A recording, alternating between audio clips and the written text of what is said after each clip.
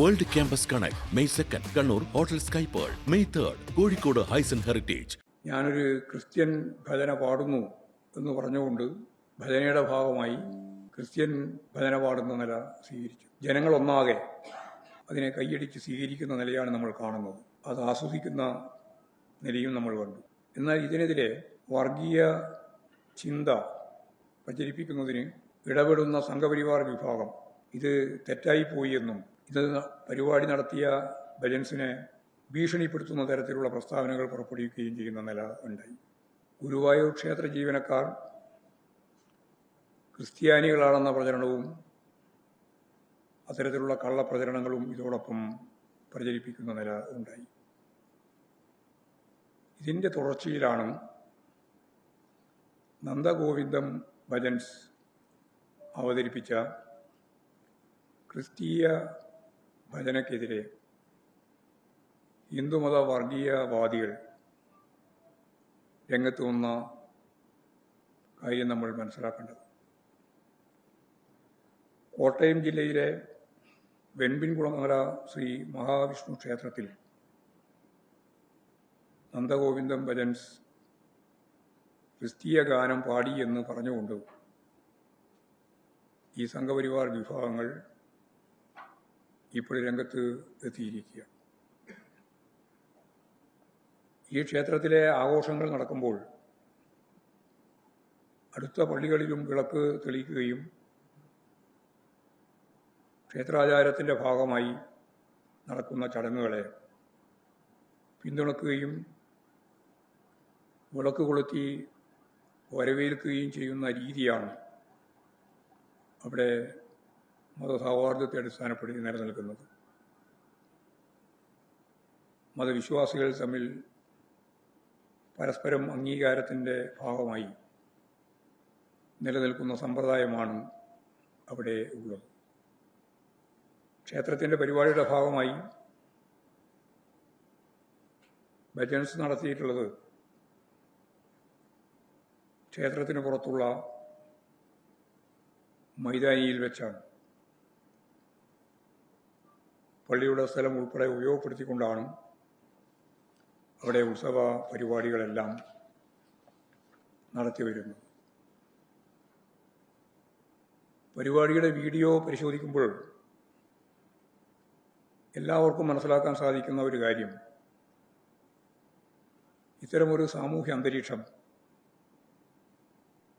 അവിടെ നമ്മളെല്ലാം ഓർമ്മപ്പെടുത്തുന്ന രീതിയിൽ അവിടെ ഉണ്ട് എന്നുള്ളതാണ്.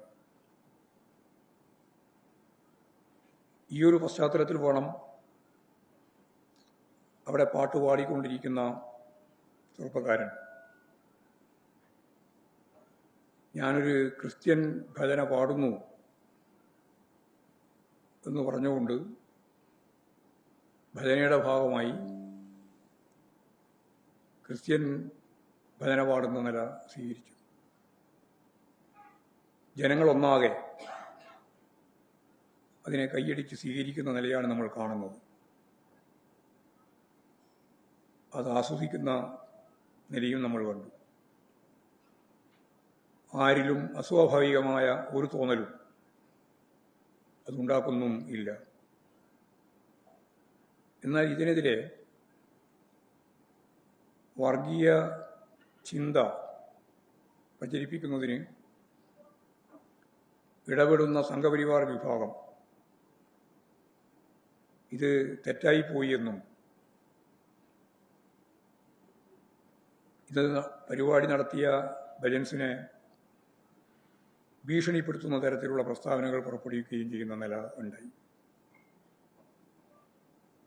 വളരെ ആരോഗ്യകരമായൊരു കാര്യം, ഇതിനെതിരെ ക്ഷേത്ര കമ്മിറ്റി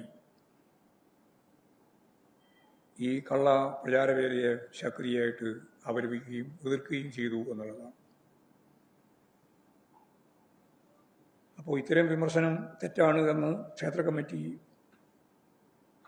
ഈ പരിപാടിയെയും ഇവിടെ അവതരിപ്പിച്ച രീതിയെയും എല്ലാം പിന്തുണച്ചുകൊണ്ട് നിലപാട് സ്വീകരിച്ചു. വർഗീയതയ്ക്കെതിരെയുള്ള മതവിശ്വാസികളുടെ നിലപാടിൻ്റെ ഭാഗമാണ് ഇത്. മതവിശ്വാസവും വർഗീയതയും രണ്ടും രണ്ടാണെന്നും ഇത് കൃത്യമായിട്ട് നമ്മെ ഓർമ്മപ്പെടുത്തുകയാണ്. ഇക്കാര്യത്തിൽ പക്വതയാർന്ന സമീപനമാണ് ഭജൻസിന്റെ ഭാഗത്തു നിന്ന് ഉണ്ടായത്.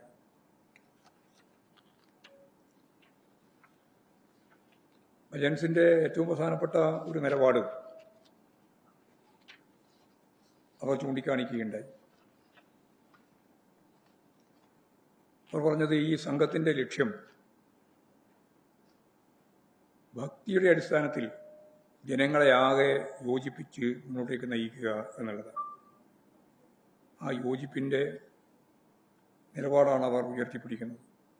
മതം ഏതായാലും ആ സമീപനത്തിന്റെ അടിസ്ഥാനത്തിലുള്ള നിലപാടാണ് ഇവർ സ്വീകരിച്ചത് എന്നത് സാമൂഹ്യ ജീവിതത്തിൽ ആരോഗ്യകരമായ പ്രവണതയായിട്ട് കാണേണ്ടതാണ്. ഇന്ത്യയുടെ സാമൂഹ്യ ചരിത്രത്തിൽ എല്ലാ വിഭാഗത്തിലും പെട്ട ജനങ്ങളെ യോജിപ്പിക്കാനും പാവപ്പെട്ട മനുഷ്യർക്ക് ശബ്ദം നൽകാനുമെല്ലാം ഉതകുന്ന സമീപനം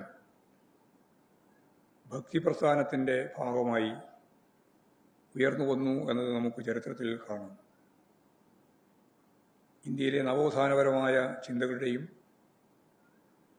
മനുഷ്യരെ ഒന്നായി കാണുന്ന സമീപനത്തിൻ്റെ വക്താക്കൾ കൂടിയായാണ് ഭക്തിപ്രസ്ഥാനങ്ങൾ ശക്തിപ്പെട്ടത്. എല്ലാ മതത്തിലും വിശ്വാസങ്ങളിലും പെട്ട ആളുകൾ മനുഷ്യസ്നേഹത്തിൻ്റെ അടിസ്ഥാനത്തിൽ യോജിച്ചു നിൽക്കുന്ന ഒരു സംസ്കാരമാണ് നമുക്ക് ഉള്ളത്. ഈ പാരമ്പര്യത്തെ പിൻപറ്റിക്കൊണ്ടാണ് നന്ദഗോവിന്ദം ഭജൻസും പ്രവർത്തിക്കുന്നത് എന്നും നമുക്ക് മനസ്സിലാക്കാൻ കഴിയും. അവരതാണ് വിശദീകരിച്ചത്. എല്ലാ മതവിശ്വാസത്തെയും ബഹുമാനിക്കുകയും പരസ്പരം ചേർത്ത് നിർത്തുകയും ചെയ്യുന്ന നമ്മുടെ പാരമ്പര്യത്തെ നാം പ്രോത്സാഹിപ്പിക്കേണ്ടതായിട്ട് ഉണ്ട്. ഈ നിലയിൽ ഭജൻസിൻ്റെയും ക്ഷേത്ര സമിതിയുടെയും നിലപാടുകളെ നല്ല നിലയിൽ ശ്ലാഘിക്കുന്നു. അതേസമയം തെരഞ്ഞെടുപ്പ് ഘട്ടങ്ങളിൽ ന്യൂനപക്ഷങ്ങളുടെ ആഘോഷങ്ങളെയും മറ്റും സ്വയം ഭാഗവാക്കാക്കി വോട്ട് പിടിക്കാൻ ശ്രമിക്കുന്ന ആളുകൾ ഇത്തരം ധ്രുവീകരണത്തിന് ശ്രമിക്കുന്നു എന്നുള്ളതുകൂടി ഗൗരവപൂർവം കാണേണ്ടതാണ്.